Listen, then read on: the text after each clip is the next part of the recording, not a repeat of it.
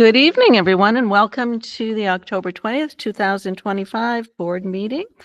Tim, would you lead us in the Pledge of Allegiance today? Thank you. I pledge allegiance To the flag of the United States of America and to the republic for which it stands, one nation, under God, indivisible, with liberty and justice for all. Thank you, Tim. I'll call this meeting to order. Do we have any agenda adjustments tonight? I have a few. Okay. The first one is on organization under E. The date of the next meeting is October 27th. We added the October 27th meeting. That's next Monday at 6 p.m. Under 4A, under homework conversations, that is just information. I'm just going to be giving everybody the dates. And under policies, under C, it should say IJ, instructional resources. We forgot the tagline. And then the personnel report has been updated. I'm making sure everyone saw that. Okay, any questions? Anything anyone wants to add?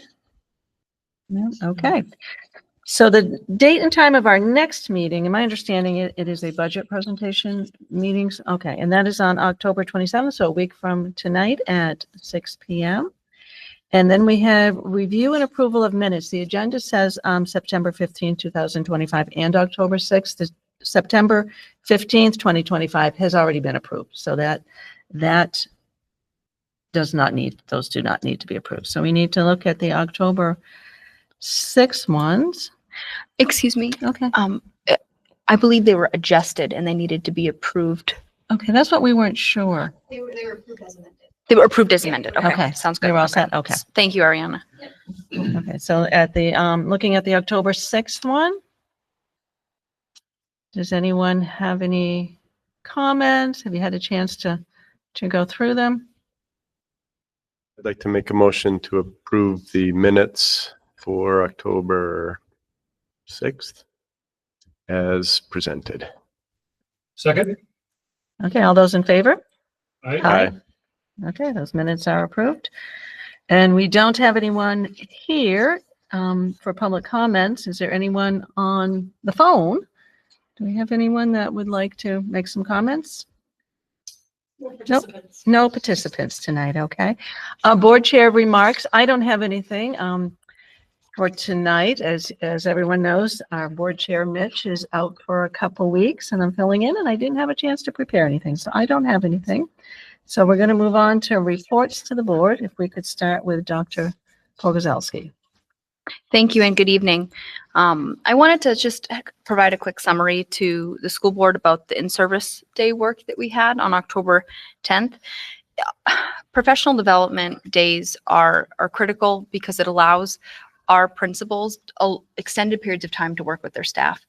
Oftentimes they're really spent, in half hour, 45-minute, hour-long meetings or presentations at staff meetings. So these days are really important.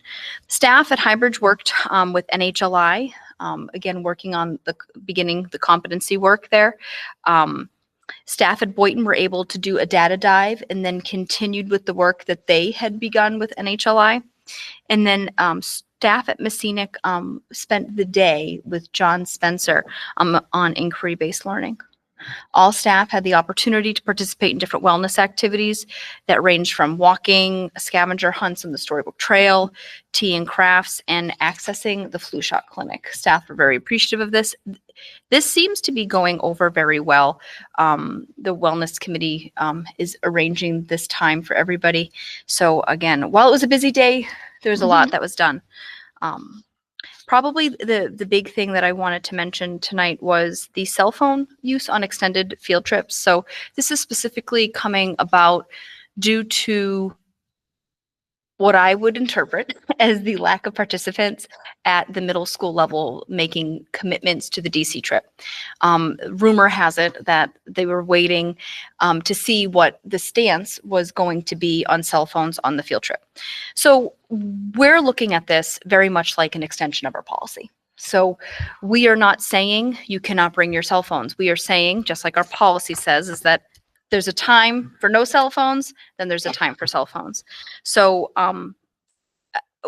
Mr. Fonda specifically had met with a variety of chaperones, past and present, that have covered the trip, talked about the pros and cons with them, provided me a list.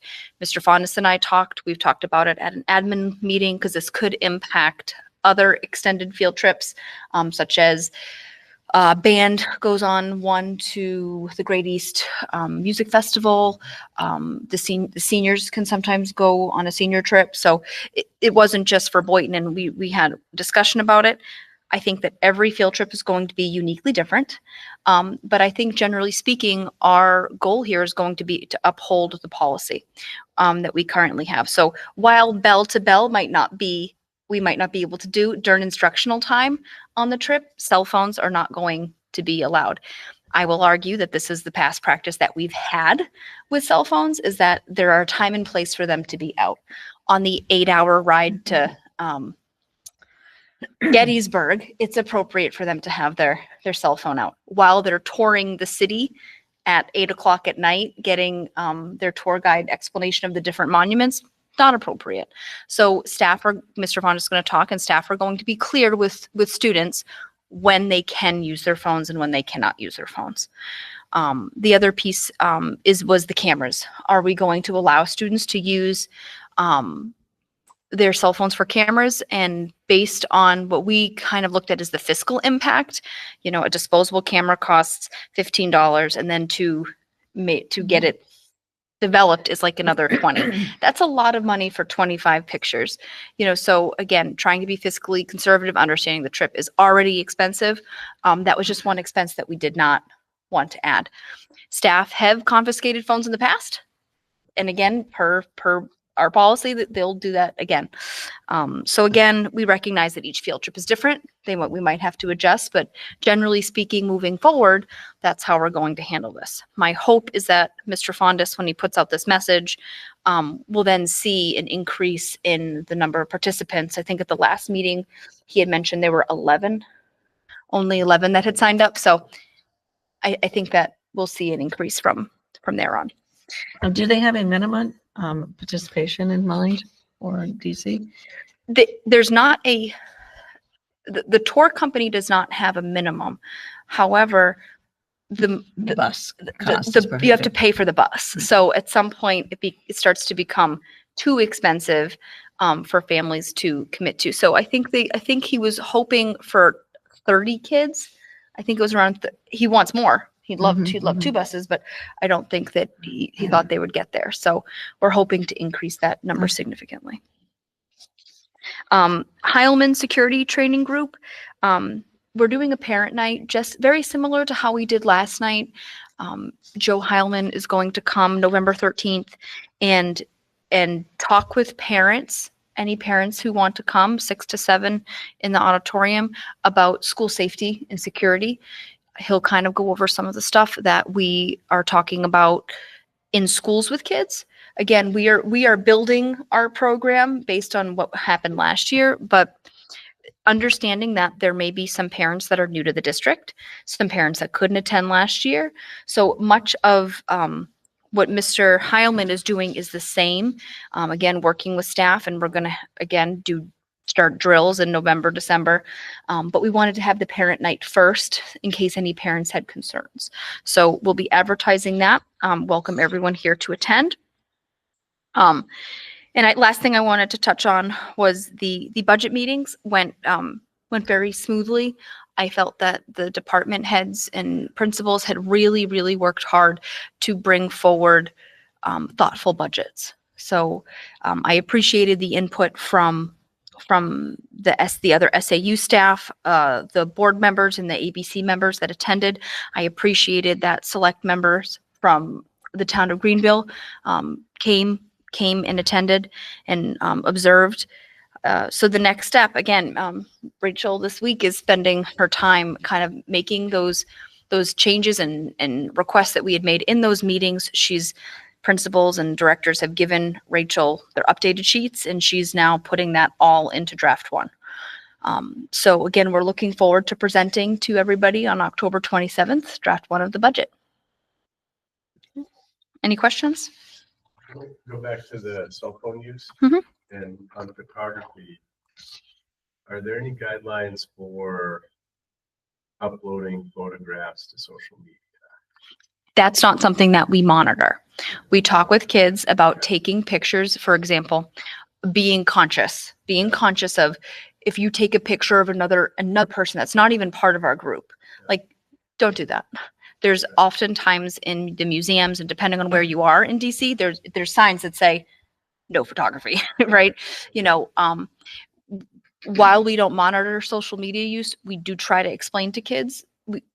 There's an educational component of that, but if something was posted, the only way that it could be addressed is if it was reported by someone back to the school. Okay. That makes So it's sense? part of the communications in developing the appropriate use of cell phone photography. Yeah. That's going to be part of the Yep. contract. Mhm. Okay. Thank you. Any other questions, comments? No, then thank you, Dr. Pogo. Okay, Business Administrator, Rachel. Good evening. You have my report. It's fairly mundane this month. Not a lot of things going on to report on, but there is certainly a lot of activity in the business office with the budget meetings and getting the draft 1 together. We also have our brand new payroll person starting this week, so I'm pretty excited about that. Food service balances continue to be fairly steady and ticking up. That's not unusual. We also have no new accounts that are over budget by $5,000. And expenditures and revenues are on target for this time of year. So there's really not any concern that I have, but I'd be happy to entertain any questions. I got not a really serious question, but it's kind of interesting. In August, the inactive student total was 7,800 Mhm. roughly. And then in September, it's 8,800. And by definition, that it's a withdrawn or graduated student. How can that number go up if they're not here to eat lunch? Well, balances carry over year to year. Okay. So say they have $1,000 balance Mhm. at the end of school year and they don't withdraw until August. Okay. So, and that doesn't hit to the report until September technically. Okay. So that's why those numbers look a little There's a funny. couple heavy hitters that withdrew that had significant balances. Okay. Yeah. That's all. I wanted to That's a just good bring it up. question. Yeah. Yeah. Good question. It's kind of I was like, I guess think about it. Any other questions or comments? Okay, thank you, Rachel. Okay, Director of Maintenance, Craig. Good evening. Just a few things that I reported on rekeying at the high schools, creeping along slowly. Hope to have that wrapped up this month. Heating season is here. We've started all the pellet boilers, so we're keeping our fingers crossed, and we're going to have a good season. And I will be talking to you later. The dish machine at Highbridge Hill is dead, so we're looking to replace that. So, any questions? What are they doing in the meantime while Yeah, it's dead? Are they same using question. paper plates or getting As the far as kids to- serving, they use paper, Okay, and then they're hand washing Oh, all boy. their okay, utensils and everything they use to cook. boy, okay. Okay, any questions for Mr. Reynolds? Yeah, just curious. I really appreciate the investment in the water filtration system for the pellet boiler. Is there any way to measure the positive effect of that? Because I think we all think it's going to be great, but is there any wear items that we can look at extent, it takes longer to replace them? Any measurement ability in there? Not right away. I mean, measurement wise, I could save there's a filter in it as well as it's magnetic. Mhm. Because a lot of the stuff that's in there is iron based. I could save everything we clean out of there and be like, look, I have 6 pounds of stuff this month. Okay. But it's probably going to take a year until we see that water running clear. Okay. So You it's know, gradually improving yeah. based on it's pulling out There's so captive much water. of it, Or- flowing back and forth to the other school, through both schools. It's going to take a long while, but I think we're going to see positive results eventually. Yes. And there is a measurable amount of sediment or Yes. particulate that comes out of there. Yes. Okay, so that is a way to measure it. Yep. Okay, thank you. Okay, any other questions, comments? Okay, thank you, Mr. Reynolds. Director of Technology, Jesse. Good evening. Quick staffing update. I wanted to again thank Matt Ballou for his transitional period where he oversaw what was happening in the technology department and the massive info dump he gave me in the month of September, which was wonderful. The team, Matt, Jerry, and myself are settling into a rhythm here and really doing, I think, a good job managing the existing ticket workload, making sure that troubles or requests from staff are being handled in appropriate, timely fashion, targeting, response within a business day to new tickets and closure for troubles within 2 business days. So pretty standard stuff there. I told you last meeting about an assessment. I was basically in assessment mode, being the new technology director, getting my fingers in everything, figuring out what's going on with the district and our technology posture. And I identified 3 key things that need to be addressed. 2 of them very immediately. One of them is just a nice to have. So Chromebook OS updates have not been happening across the district. And so we caught that at the high school first, and then obviously checked the other schools. And we now have the high school updated and are working on plans for the middle school and elementary school to get them upgraded to N-1, essentially, using the Chrome has a stable release path where it's a biannual update for features and regular security updates, which will be on long term. Windows OS updates for faculty and staff computers are also far behind and not centrally managed currently. And so that is something we are working to resolve post haste and pushing updates. So right now we have a temporary sort of patch in place, and I'll be examining what's the best long-term path for us to manage and facilitate those updates to make sure we have a graceful path to test and validate before pushing wide updates to the staff machines. The third item was web filtering, which has the district had 2 web filters on 2 competing systems that were configured differently, which caused many challenges for all involved. So we're working on unifying that under a single system, and that'll be sort of like the next thing we tackle after the OS updates are at least in a manageable state. Next is something that Dr. Pogo and I had discussed a few times, and I've discussed with other key players in the school district, which is the AI policy. How are we going to approach AI from both a student perspective and from a staff perspective? Because these are going to be different approaches, and there'll be slightly nuanced differences to the policies there. So I'm working on a draft policy, taking it under advisement. We have a lot of really awesome free resources from pretty much every single one of our technology vendors has said, hey, this is how we think K through 12 organizations should be posturing for AI. So I'm sort of piecing those together, info from those, as well as NHSAA and NHCTO, sort of working with my comrades over there, other district technology directors. And I plan to have something to present to you guys, hopefully in the next month or so, for the policy committee. Okay, thank you. There's a couple other things. Second page, forgot about that. Sorry. So there's a couple other projects I'll be pushing sort of after those 3 priorities that I mentioned, which is a conversion of teachers at the elementary school to Chromebooks, and the long-term OS upgrade policy and strategy.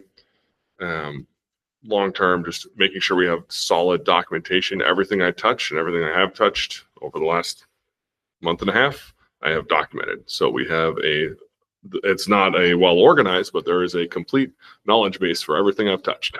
I will be eventually cataloging that more efficiently so that it can be easily used and referenced by anyone who needs it in the future.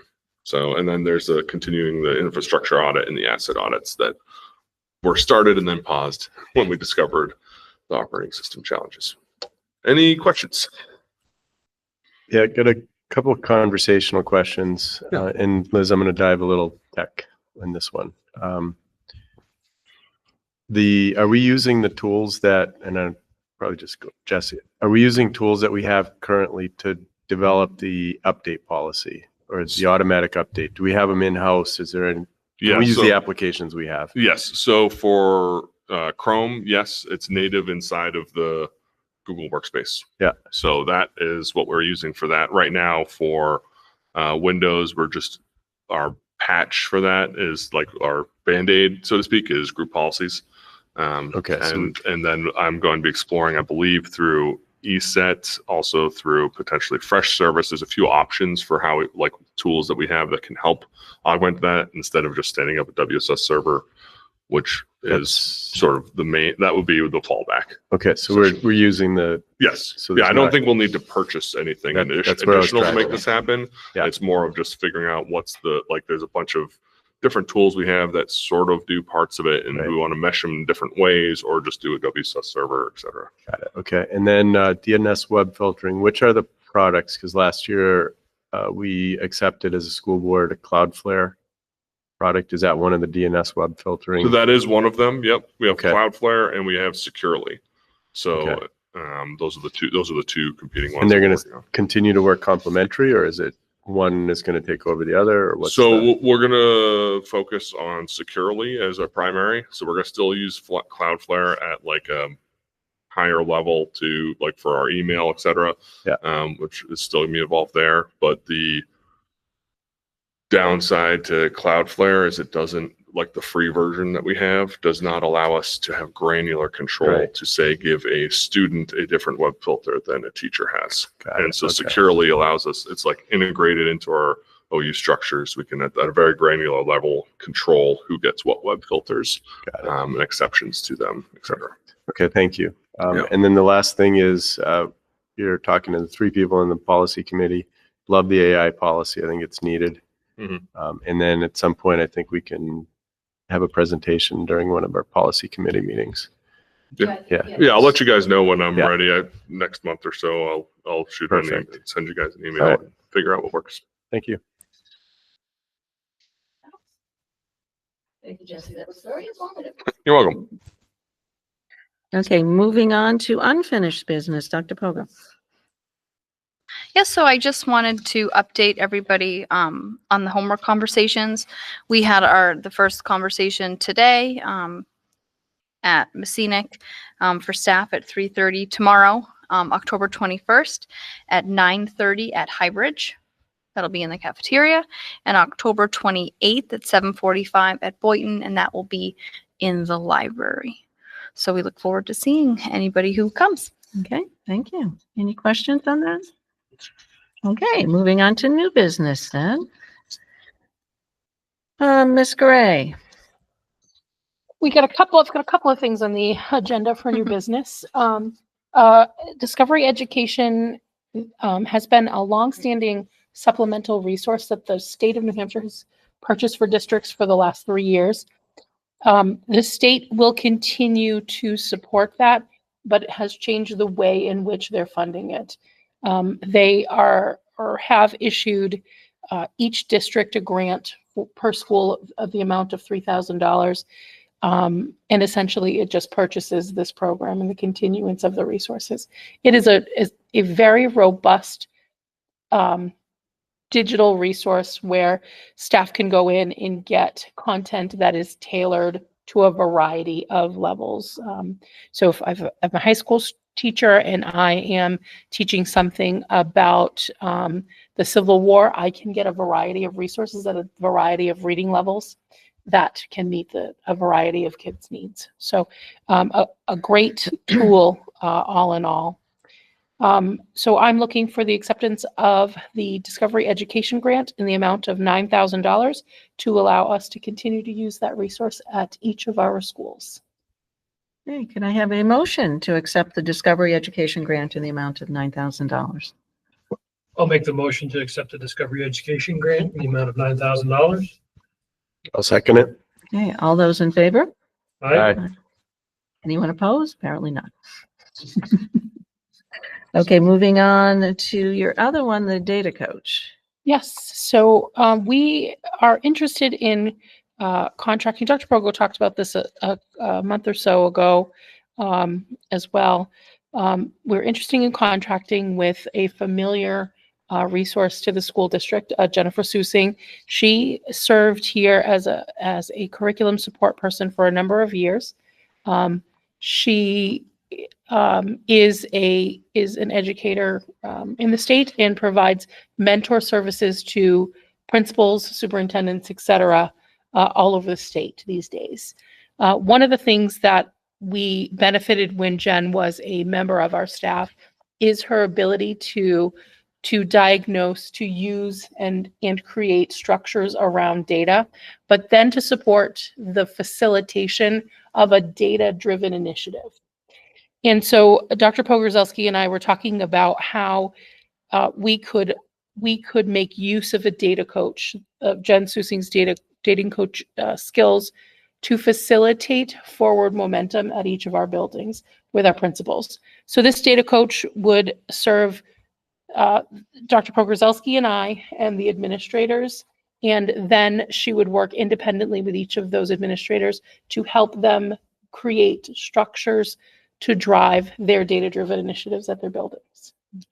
So if I can just Please. step in for a second. So I have worked with Jen Susing when I was the middle school principal. She was pretty influential in helping me to figure out how to diagnose things that we were seeing in our data, down to investigating instructional strategies and curriculum resources to try to say, where are we seeing this dip, or why are we seeing this bit of growth? Melissa and I were very struck by, every year I ask directors and principals for goals. We were very struck that our principals came forward with very instructional based goals looking at improving student achievement, which I think can sometimes get lost here. And I say that with no blame. But we don't have parents knocking down our doors complaining about our performance on state assessments. Neighboring districts, I've heard horror stories where parents are very concerned about the data. I think that our parents appreciate the data that they get in report cards. I think they appreciate the data they get from parent-teacher conferences. But we also recognize that we are being evaluated and assessed on state data. And that's an area that we can improve upon. So our principals are saying, we want to work on this and we want to make sure that we can provide the support as well as enhance our understanding, having someone from the outside kind of take a look at our data, K through 12, and say, what can we do here? Sorry. No, that's okay. And essentially, you've wrapped that up nicely, put a little bow on it. But essentially, this is a $6,900 project. When we originally brought this concept forward, it was $4,900. The difference in the extension of this, totally grant funded through Title II funds, by the way, is that we are looking for a full circle analysis of our data. We were just going to do a part of the year, create some structures, take a look at the initial data, and then take the work from there. But in thinking about what we really would like to do, we'd like to take a full year data cycle through the pathway, through coaching. That would allow us to, at the end, to see where we land and to be able to be reflective on the things that we've put in place. So the difference is an additional $2,000 to extend this through the month of May. Are there any questions or comments? Yeah. So I like the initiative. I think data analysis is usually kind of dry. What are a couple of examples of the state goals? Like what are the outcomes that we're driving towards? Like, and what are the business process, the workflows? How do we bring this to life a little bit? I think that one of the things I think of data that Jen has worked with me in the past on is helping me to understand exactly what I'm looking at when I look at data. So whether it's the NEWA data, which is our local assessment, or it's the New Hampshire the New Hampshire SAS, right, which is the state assessment. Right. One's nationally normed, one's not, right? Okay. It helps understand what exactly are we looking at. Got it. And then helping to say, okay, if these are the issues that we're seeing here, how do we get staff on board with some of this? Because staff are some of the people that are driving the instruction. So perhaps there's or Mr. Fondas, for example, his staff were spending time on the in-service day working on a data dive on the most recent NEWA scores. Yep. So they were portioning out students, trying to say, okay, this student is doing well here. We're going to provide them enrichment in Boynton Block. This student is struggling. This is the remediation that we're going to provide them. That's super, super helpful that in an intervention block. But sometimes there are strategies that can be taught throughout the year in your regular class to try to enhance different things. So I think that those are some of the things that we're looking for. We're looking to see an increased score on specifically on our science assessment. That was very, Mr. Pickering had very strong feelings about that. Mr. Fondas did too. In fact, that's one of the reasons why he advocated to bring the science NEWA data to Boynton. So I think that ultimately we want to look at an increase in achievement. And I think that this is a starting point. It's not the end point, but I think it's also going to help coach. Again, we call it a data coach because we want our principals to learn the skills to how to do it next year. Okay. Right? So that in the future, they can look at the data, they can follow a similar process to help diagnose. That can be hard and challenging when you haven't done it before. Or when you have multiple things, Going on. One of the really, as Liz was talking about, the identification of a instructional goal from the principals really highlights this place that opens this door to a data conversation around instruction. Yeah. And so if I'm facilitating that goal in a building, what does that look like, right? Here's the instructional pathway that I want to walk down, or the structures that we want to put in place to support students. I want to get to the end of this. How do I do that? And through this data coaching, we're going to be able to, number one, unpack what the data is saying to us about students and about at each of the building levels and across the district, so that we can make informed decisions for all the way across the board. But then second, individually, the data coach is able to sit with the principal and talk them through how we leverage the data, how we move a strategic plan down the road. Okay, and then the last question I have is, so I think the ambition is great.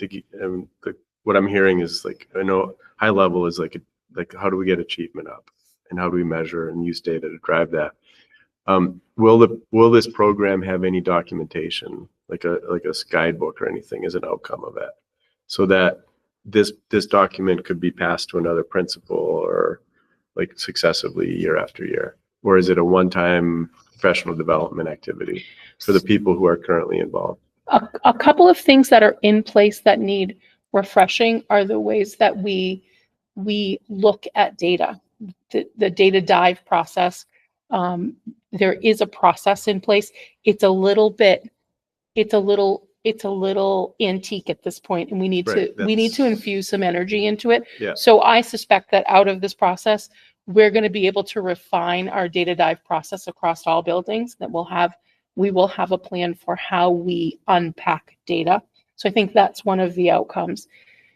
The work that is going to happen, I think, is goal dependent, and that's going to shift depending on whatever the goal is year to year. Fair.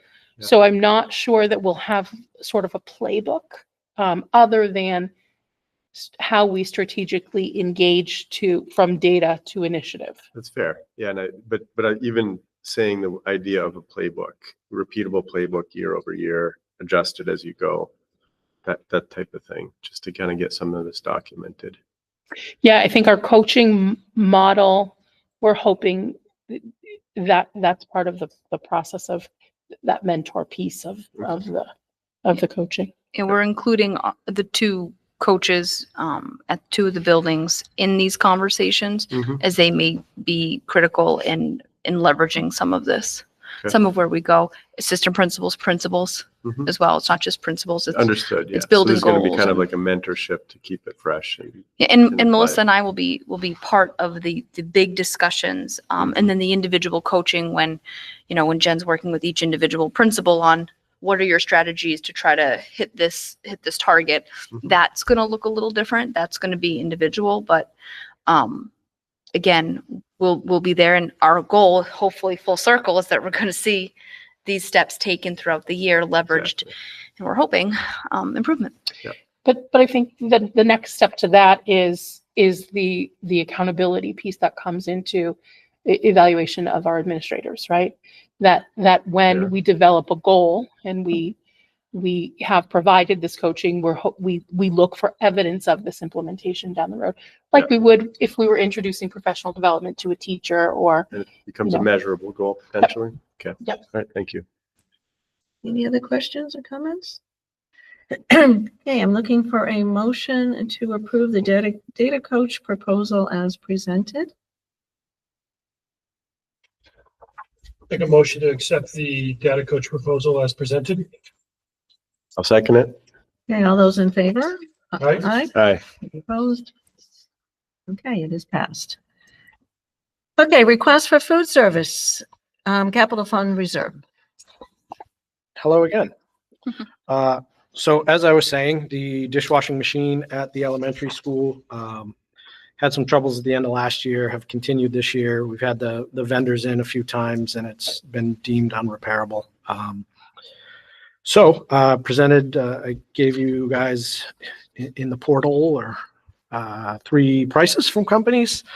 So the action I am looking for from the board is A, to use food service capital reserve fund. B, to approve the quote for the Jackson machine from Singer Kittredge in the cost of $30,015.28. And also to approve up to an additional $2,000 for the plumbing and electrical hookups for the machine. The company supplies the machine and sets it in place, but they do not hook up plumbing electrical, so we will have to get that done as well. Okay, are there any questions, comments? Yeah, just curiosity. There's a local appliance dealer in Milford, New Hampshire. Have you looked at?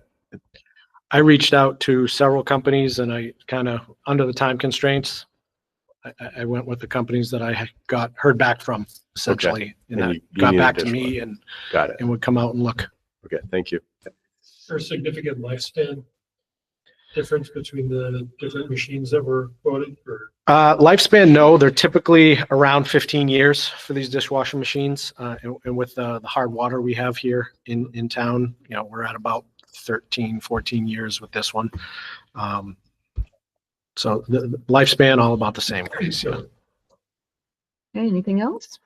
Okay, I'm looking for a motion to approve the $30,015.28 plus up to an additional $2,000 for plumbing and electrical hookups to be taken from the food service capital reserve funds. I'll make that motion. Did I get it up? So moved. I'll second. Okay, all those in favor? All right. Aye.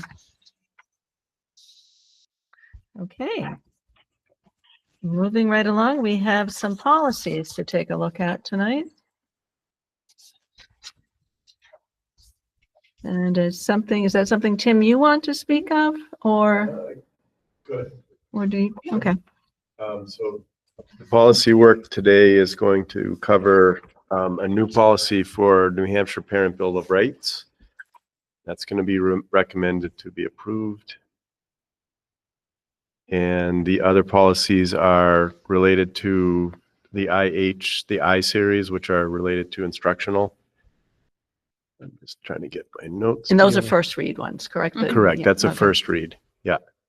And we've been spending quite a bit of time as a committee looking at the recommendation from the New Hampshire School Board Association, making sure that they're appropriate and useful for Messinic population.